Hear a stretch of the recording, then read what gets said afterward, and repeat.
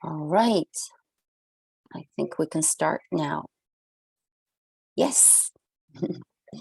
Glad you can hear me. Yeah, because we're going to start now.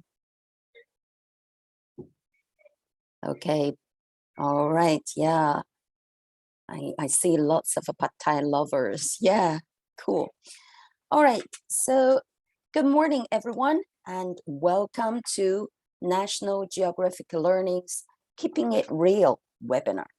Today, we are going to look at how to create and curate engaging online content with Our World second edition.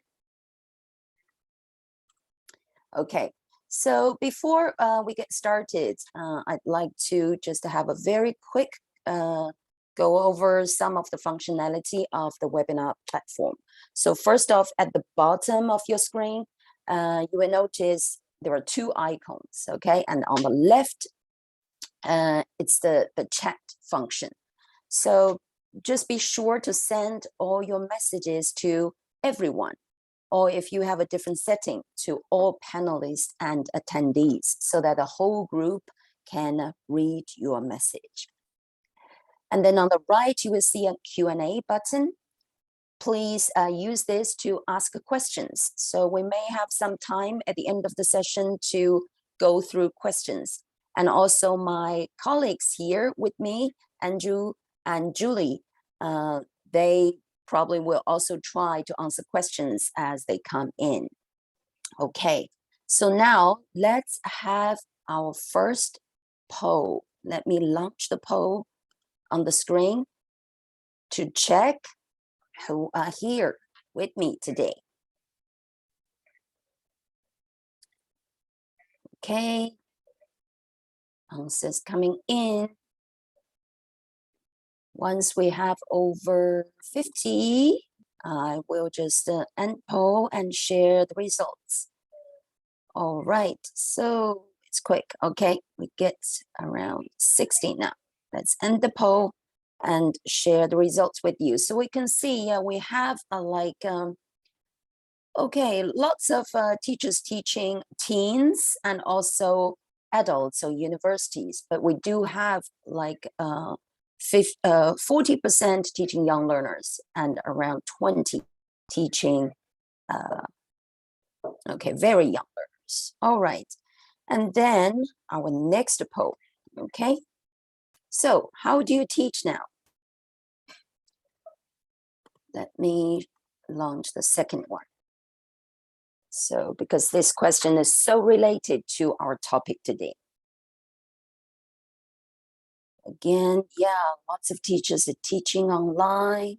Still, quite a lot teaching face-to-face. Well, okay, so we have around 70% answer. I'll end the poll and share the results.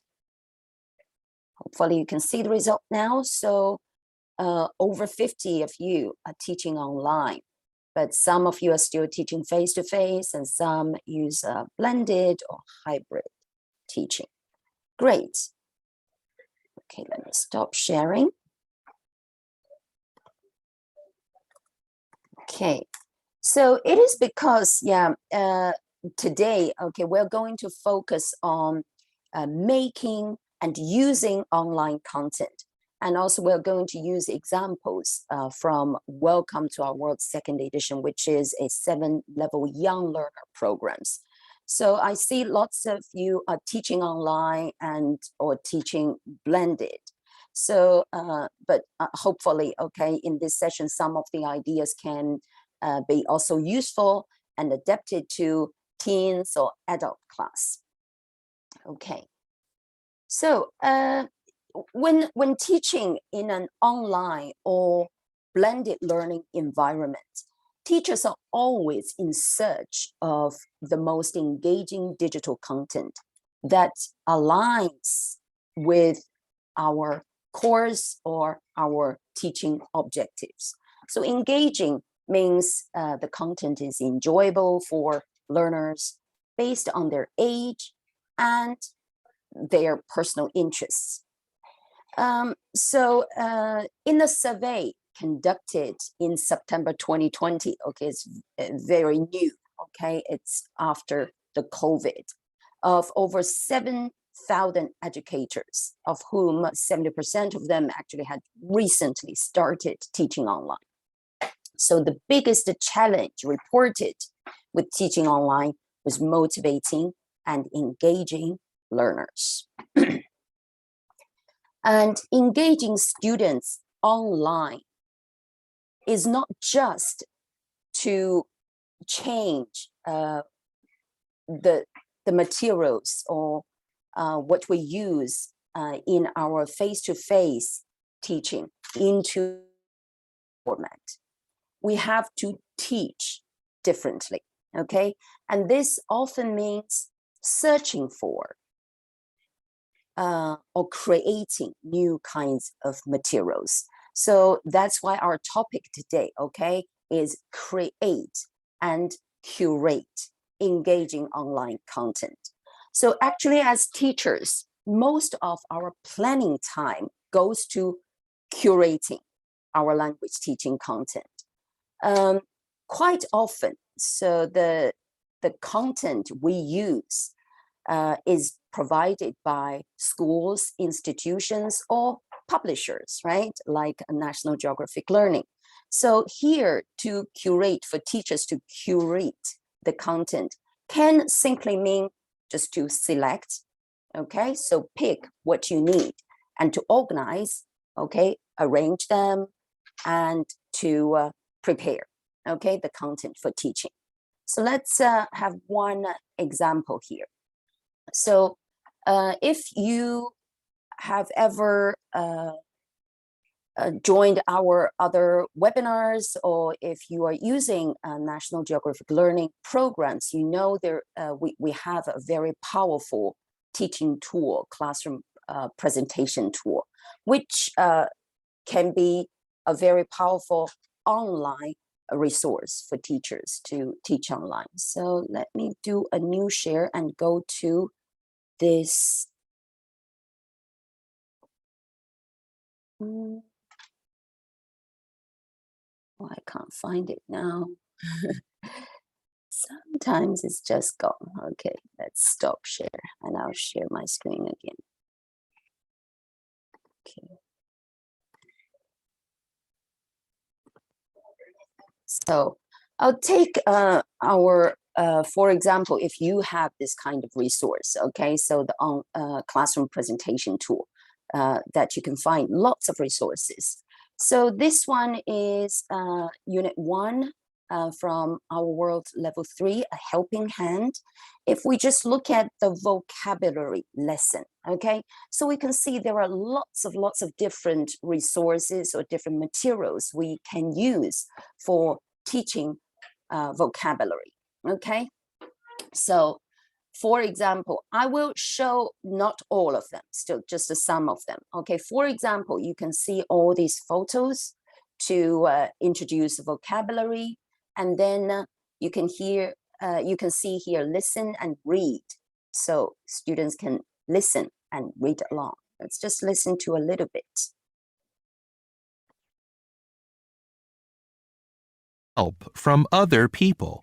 We care for each other in many different ways. We care for animals too. Carry. Help. Hug. Okay, so yeah, so students can listen and read along. And then except for the audio, you can also see we have different videos here. I'll just play, I won't play all, okay? I'll play the second video and then you will see what's the video doing, okay? Let's learn more words about taking care of each other. Let's go. Okay, let's see. She's picking up her brother.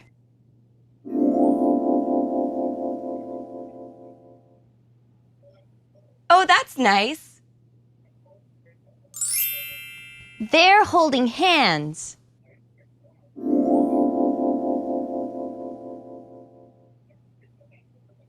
They're good friends, like us. We're good friends. Yes, we are. Okay, and I'll show you other parts of the video. What's she doing? She's her brother. About it. She's picking up her brother. He's a big boy.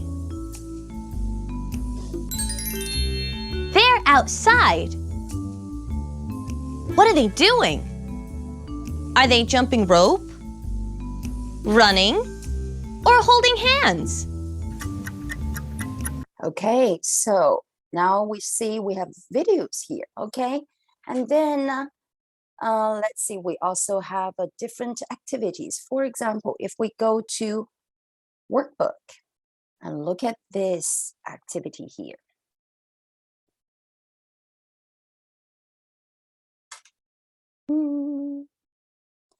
I hope it works. Okay, so here, listen and write, okay? So I'll just zoom in a little bit and listen to a bit. Unit 1, Vocabulary 1, Activity 1. Listen and write, then listen again. Read and match. 1, I help my grandmother. And then they choose, okay, which word is help and copy. 2, I feed my goldfish. Okay, so which picture is I feed my goldfish? And then choose the word, copy it. Okay, so, and also you will find games that we can use. So you can see the start here. For example, a game for this lesson. Let's have a look. What is it? Crossword puzzles. I like it. Okay. So for example, if we look the first one, okay, down. So I want my pet a bath on Saturdays. What question? What word will you use? Do you still remember? Yes, give. So let's try. Okay, and then let's try number 2. Number 2 is across. I want my baby sister to crawl. What can you do? And the second letter is E. Maybe yes, teach. Let's try. Okay, so what's number 3 down then? Number 3, I like to what? My grandmother. It's only a 3-letter word if we go down. What is it? Yes, huh? Okay, and number 4, interesting. Okay, my mother picks me, just 2 words. Great, yeah. Okay, so then of course, yeah, you can check the answers.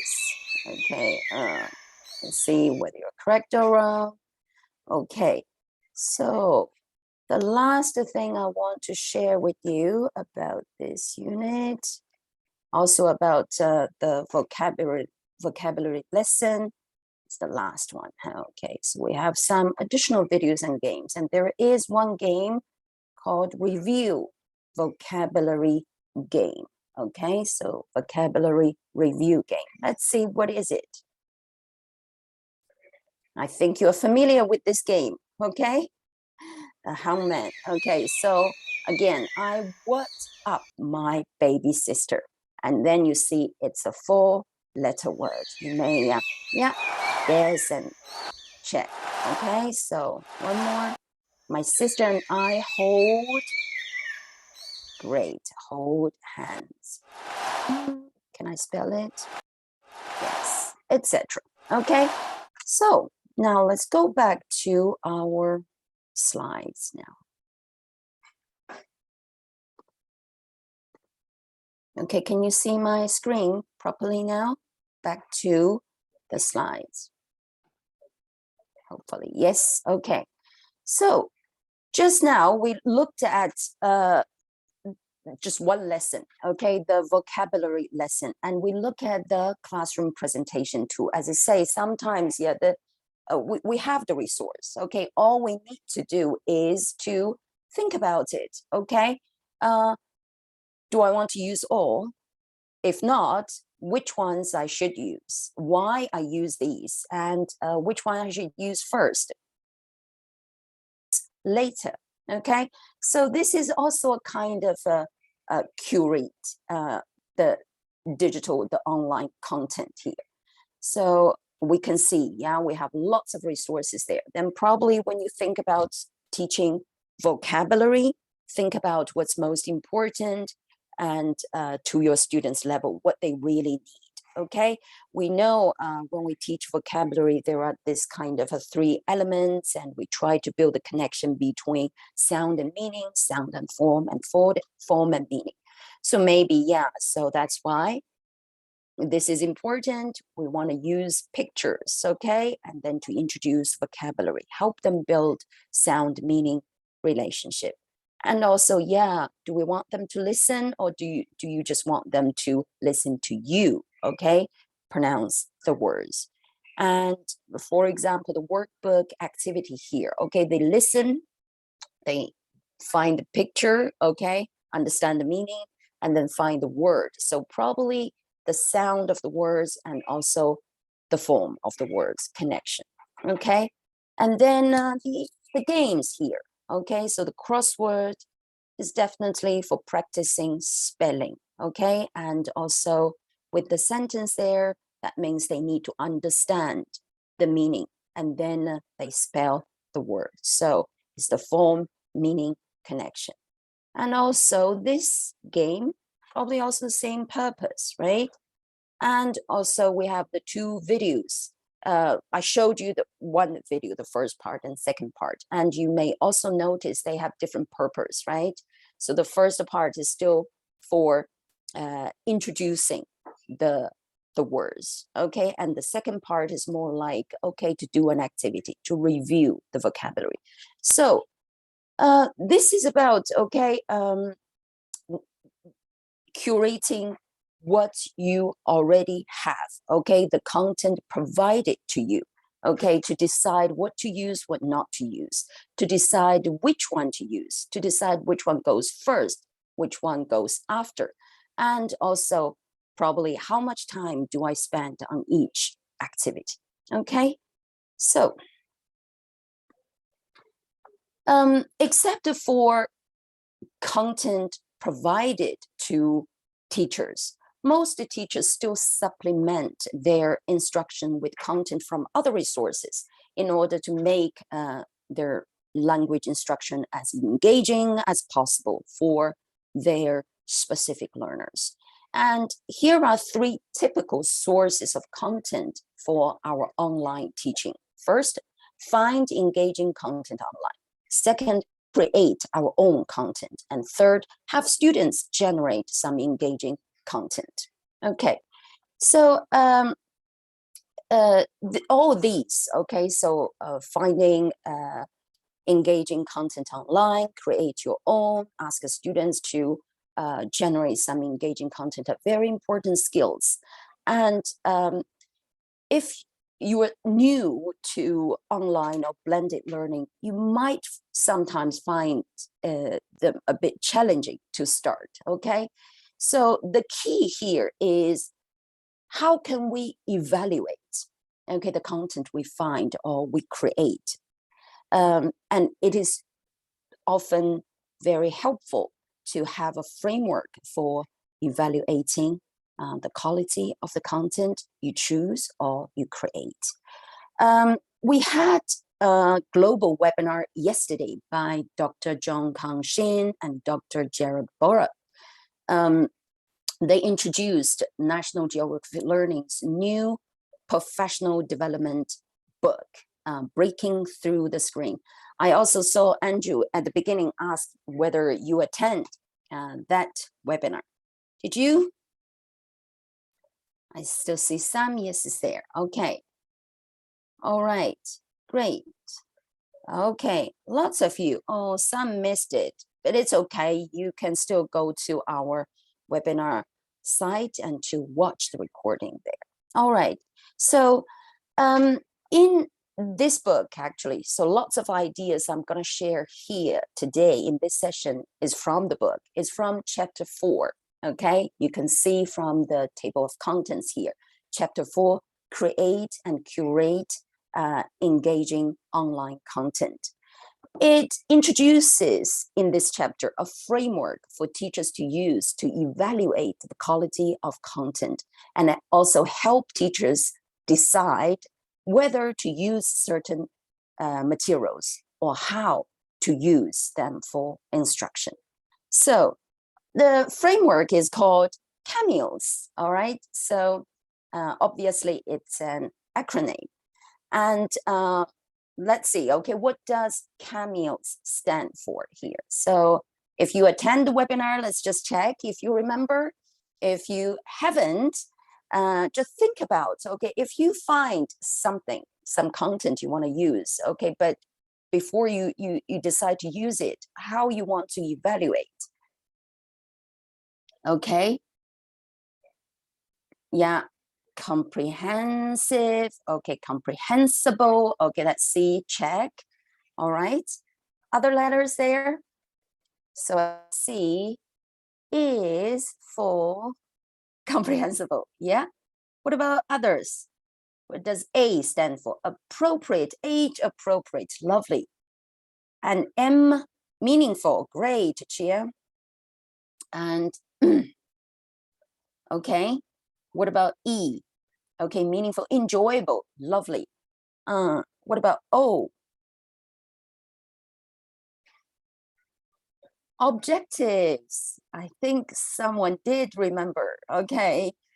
All right. And the last one, S. Supportive. Okay. So I think you got all of them correct. Okay. Surprising. Okay. And I'm glad to see that. Okay. That means either you remember or you probably are doing the same practice, right? So comprehensible, age appropriate, meaningful, enjoyable, objectives, and supportive. You take notes. Great. Okay. Good student. All right. So when we say comprehensible, right, it means, yeah, the language and the content comprehensible for my students. Is the content age appropriate, okay, for my students? Meaningful, okay, the language presented in a meaningful context. Enjoyable, of course, right? So what's wrong with my, okay, whether my students will be interested, okay, in what I show them. Objectives, okay, as we say, don't forget about our teaching and learning objectives in my lesson. And the last one, supportive, okay? Does the content support the student's comprehension? All right, so if that's the case, let's just have a look at some examples. Let's try to use CAMEOS, okay, to evaluate some online content. So here what you see is from Unit 1, Level 2 of Our World Second Edition, okay, Fun in the Class. And in the reading lesson, so here students reading about paper art, okay? And then compare paper art in China and in Mexico. And then, so you probably want to integrate a paper art activity in your online class, blended class teaching, okay? And yeah, so do you think it's a good idea, or is it easy to think about some paper art students can do and also related to some topics they have already learned? For example, we may use paper art. Yes, okay. John said yes. For example, we can use paper and make some animals maybe. Yeah, make snowflakes. Okay, do the real fold and cut. Okay, and origami, great. Yeah, and you can make whatever you want. Okay, maybe about clothes or about animals, etc. Okay, so then, yeah, for example, you find something online. Okay, it's called easy torn paper art. Okay, for kids. Let's first watch this video first, and then tell me what you think. Okay, do you think this can be an engaging online content you use in your class? Okay, let's play. Hi friends, welcome back to Eat, Learn, Live Happy, and today we're going to make torn paper art. I'm taking an online class right now, and this was one of my homework assignments, but I thought it would be something fun for your kids to do. All you need is glue. I use a glue stick. Some paper, scrap paper is fine, construction paper is okay. All you need to do is have your child or yourself rip randomly, actually, different sizes, doesn't matter, but all you have to do is just rip it, no scissors involved whatsoever, and collect all the different colored pieces of paper, and then your imagination can run wild. So have your kids make anything they want. I happen to make people because it was part of my homework assignment, but you could make animals, you could make a landscape, buildings, aliens, doesn't matter. But in the end, you have something unique that's not just drawing, not just cutting with scissors. It doesn't have to be precise, that's the whole point. Just let them have fun. There is no right or wrong way to do this. So I hope you enjoyed this. Okay, so what do you think about this video? Do you think it can be used? Is it an engaging online content that we can use? Let me see the chat. I have some, yes, I think it would be fun and engaging. Chia said, yeah, it can be fun. Yes, yes, we can. Yeah, it's useful in classroom language class. Yeah, kids love art, and it's quite simple. Okay, it's doable, it's manageable, and it doesn't really involve scissors, so it can be easy to conduct. Okay, definitely engaging. Very good. Okay, and also, Hi, friends. sorry, and also actually it's perfect. Okay, for students to use their final paper art to present and probably review the language they've learned. For example, this is from level 1, unit 7. Okay, my body, to talk about, okay, this is the person I make. She has long hair, what kind of eyes she has, etc. Okay, but now then let's use this CAMEOS framework to think about it. Okay, so all these CAMEOS. So do you want to use the video directly, just to play the video to our students so they can watch the video and do the paper art?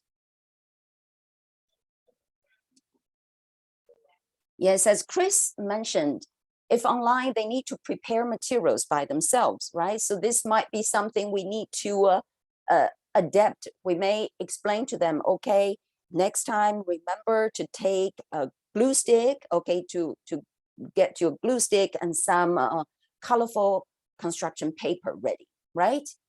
Okay. Yeah, after explain the materials and steps. Okay, so there are lots of them are yes, because lots of you have said, yeah, it's engaging. Yeah, students love art. It's age appropriate.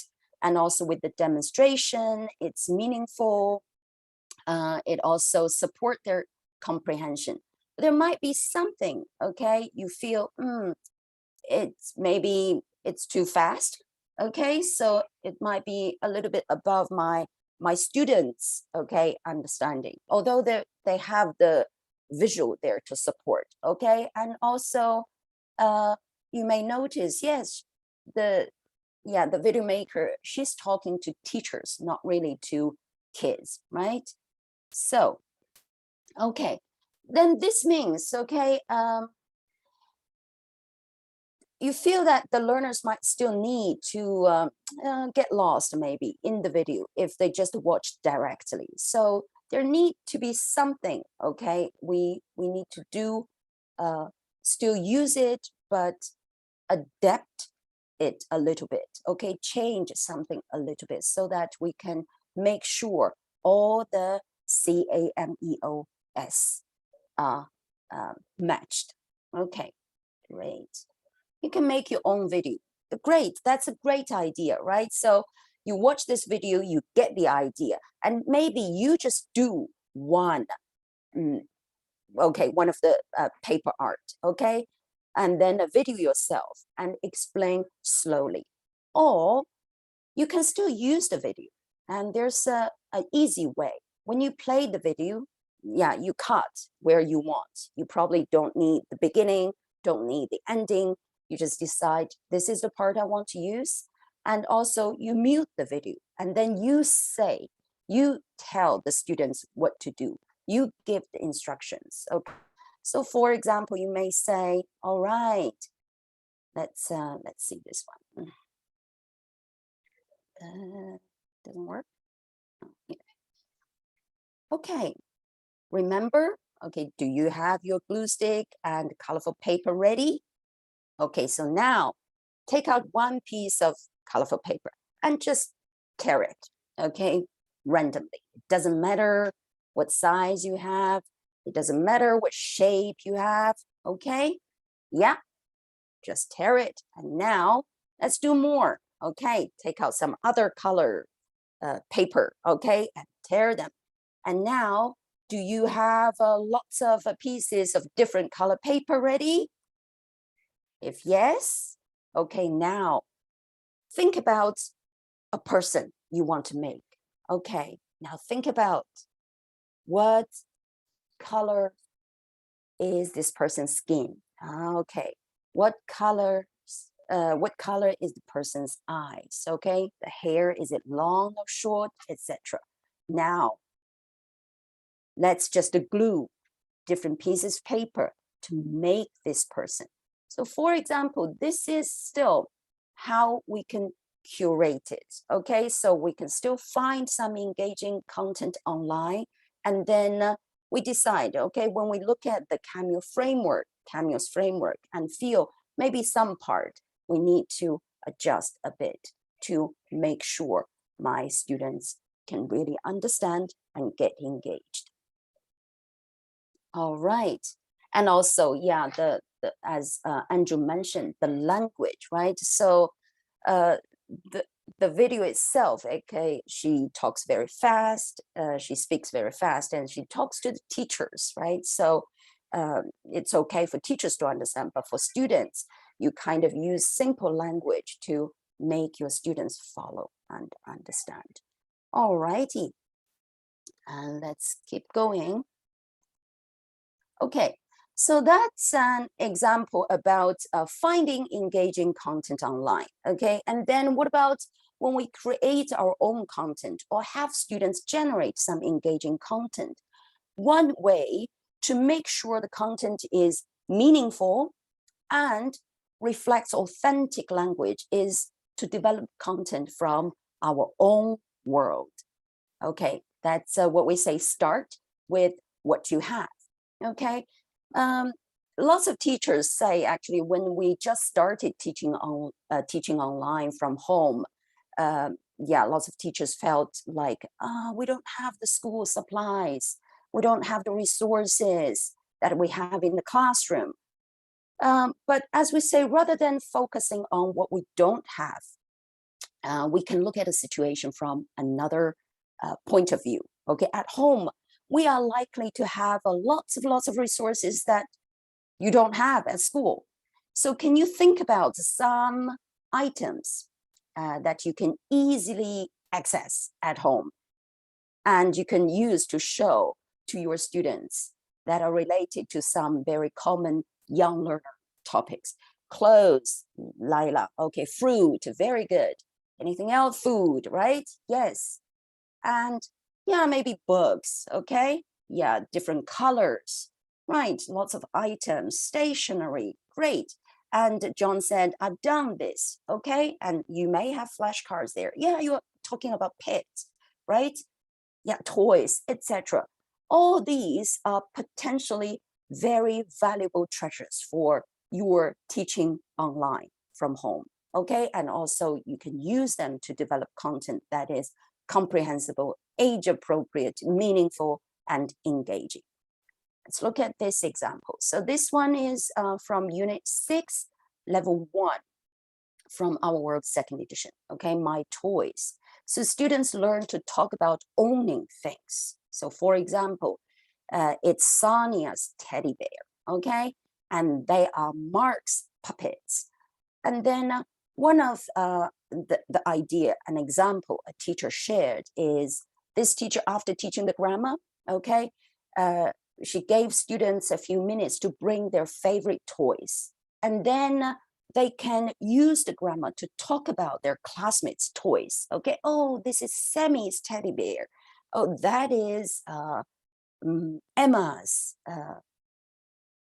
puppy. Okay, great. All right, so this, well, as the teacher says, okay, normally they can't bring their toys or dolls from home to classroom, but now we are learning online. They can share online from home, so which is very meaningful and engaging. Here's another example. This is from level 1 again, unit 5, cool clothes. Okay, so in the reading, students read about children all over the world wearing special clothes on special days. Okay, so you can see 2 Korean girls, you see children from Mexico, you see children from Spain, etc. Okay, and then again, here's another teachers sharing. Okay, this teacher from China, she uses her own photos to explain in the reading. You can see here. Okay, so all over the world wear special clothes on special days. Sometimes they are clothes from the past. Okay, so she used some of her photos, including her wedding photos. Okay, and she's Mongolia, so what she wore on that special day, the wedding day, was very unique, very different, very special. So she kind of explained to students, people wear different clothes on different days. Okay, special clothes on special days. And also she shared a photo of her when she was a young girl, 8 years old, dressed up as an ancient Chinese princess to explain to students. Okay, so sometimes we wear clothes from the past. And in this way, it makes what students read comes real, okay, becomes real. So, and students kind of really understand and build the connection between what they're reading to real life, okay. And one very easy and also engaging online activity is called photo storytelling. Okay, it can be used by teacher or by students. We all have our phone, okay, and we all have lots of photos in our phone. So integrating photos into digital materials is very easy, okay, and this is basically speaking, you can use photos of anything around your house, and you can use the photo to make vocabulary comprehensible and also personal. Okay, so what students learn in the book, and this is what I have in my house. Okay, and so here actually on the screen you can see one photo storytelling by Zheng Kangxin. Okay, she's talking about her dog Shalok. Okay, it's called The Story of Shalok. If you're interested, okay, so my colleague can share a digital sampler of this breaking through the screen, and then you can watch the video of Zheng Kangxin's telling this story. So I want to try this photo storytelling as well. So I look at some content from the book. So from level 2, unit 3, this is fun in the sun. And students learn to talk about what they like to do, what they don't like to do, okay, outside. Like, okay, I like to play basketball, they like to jump rope, etc. And also in this unit 7, level 2, awesome animals. So students learn to talk about what animals can and can't do. Okay, so I tried this photo storytelling idea with my 7-year-old daughter. Okay, so I showed her some of the photos of our pet dog, Michelle. And I said, okay, can you just choose some photos you like? Okay, and then think about when you see this photo, what do you want to say about Michelle? I want her to use what Michelle can do, what Michelle likes to do, what Michelle doesn't like to do. And this is what we got.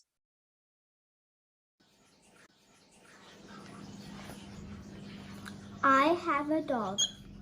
Her name is Michelle. She is 4 months old. She can stand. She can stand up straight. She can walk. She can walk a long way. She can jump. She can jump high.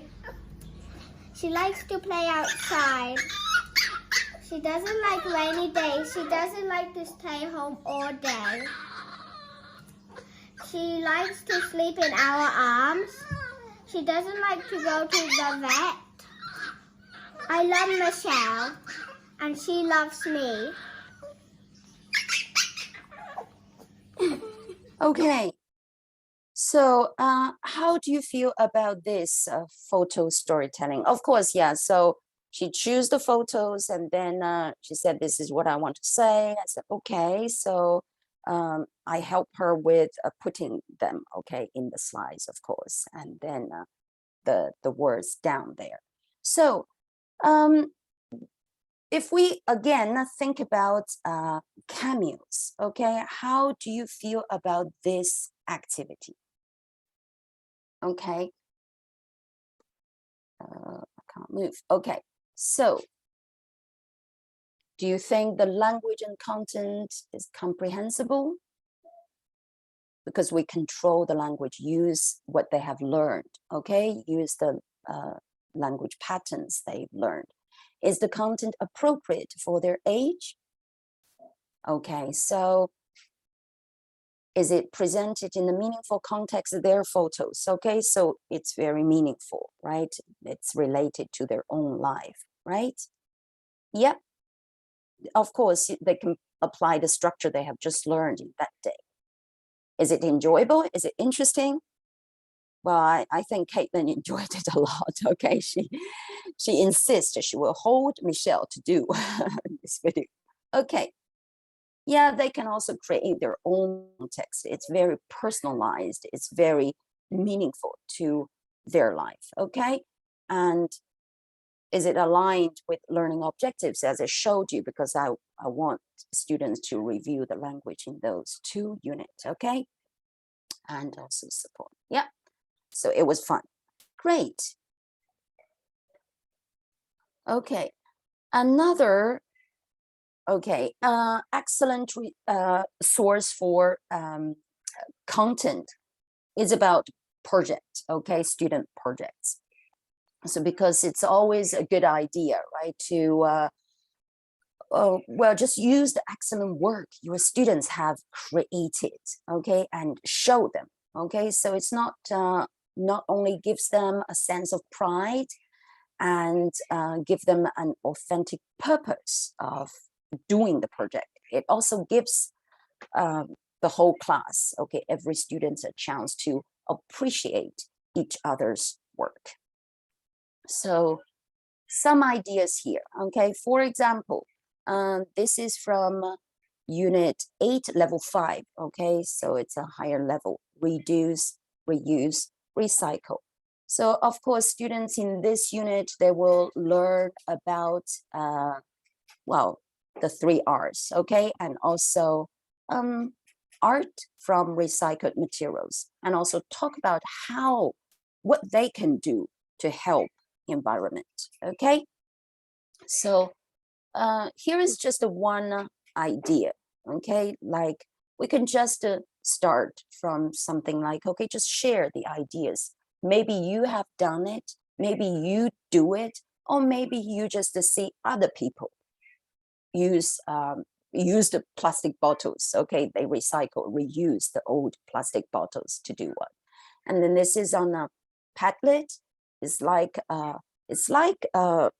in the classroom a wall, okay, to show, to illustrate, to demonstrate all students' projects there. So you can just ask the students to share and then to talk about, okay, so what they can use old plastic bottles to do. And also, yes, students learn from each other, okay? So sometimes actually their peers, their classmates' ideas also open up their minds, okay, to give them more ideas, yeah, for their real life and build a connection between what they learn from the book and also their real life. And even for very young learners, okay, we can also do this kind of project sharing, and also can be very engaging. So for example, this one, My World, they see a bug, okay, and then you may want students to share, okay, what's in your real life? What kind of bugs have you ever seen? Do you see any, have you ever seen any very interesting, special bugs that you feel so amazed about? So here is another Padlet wall I have here to share, okay? So you may see some really interesting bugs there, okay? So I like the stick bug so much, but I've never really found one in my real life, okay? But I do see those longhorn beetles, okay? And I saw one just on the roof.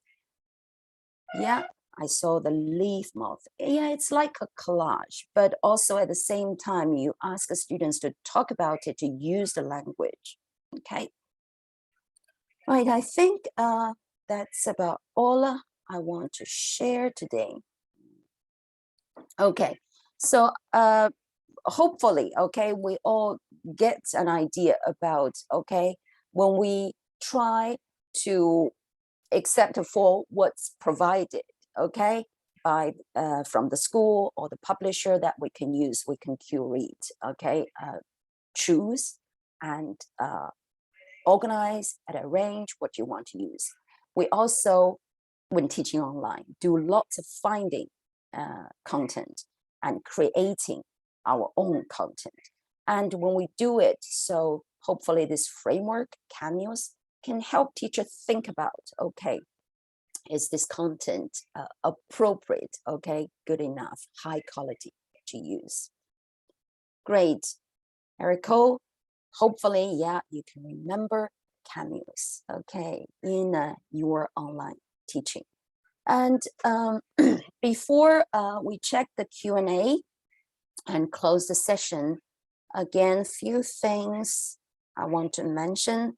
First, I will put another poll on the screen. Okay, so just let us know if you really want to want National Geographic Learning's staff to contact you, and if you're interested in the exam programs we used in this session. Okay, so our World Second Edition, and also the new professional development book, Breaking Through the Screen. Just choose yes. I'll keep the poll on, and while I talk about some other stuff, again, I know lots of teachers are okay, if I can get the recording, if I can get the certificate, yes. And you will get an email, thank you for joining us email, with the link to the recording of this session, and also your certificate of participation, okay, tomorrow. All right, this is how the certificate looks like. And also, please do check our website for more upcoming webinars and also recordings of all past webinars, okay? And in next week, there will be another 2 young learner webinars, okay, about another National Geographic Learning's Young Learner Program, Imagine, by Julie. Julie is on this session as well, and also Eugenia Kobo. Okay, so hopefully we can see you again soon. And do remember to follow us on our Facebook, and if you're from China, follow us on WeChat, so you can get more information about our webinars, events, new programs, etc. All right. Okay, I'll end the poll here. And Let's see, I think all the Q&A are answered. There's one more there I left for you, Kitty. Okay, yeah. If- So Yumi asked, do all those young learners type their text when they do the photo storytelling? If not, how can we do? Normally, no, if they're too young, they probably still cannot really do the typing, or their spelling is still not that good. So mainly we want them to, if we want them to practice the structure, what they can say. So what they do is they probably ask their mommy, okay, say, here are the photos I want to choose. Can you help submit to my teachers? And the teachers use the photos, and then you can show them on the screen and just ask the students to present, to tell the story. They have all the photos there. They can talk about, for example, if they have a pet cat. So what can the cat do? What does the cat like? They see the photos. They use the sentence, they use the language, but no need to type.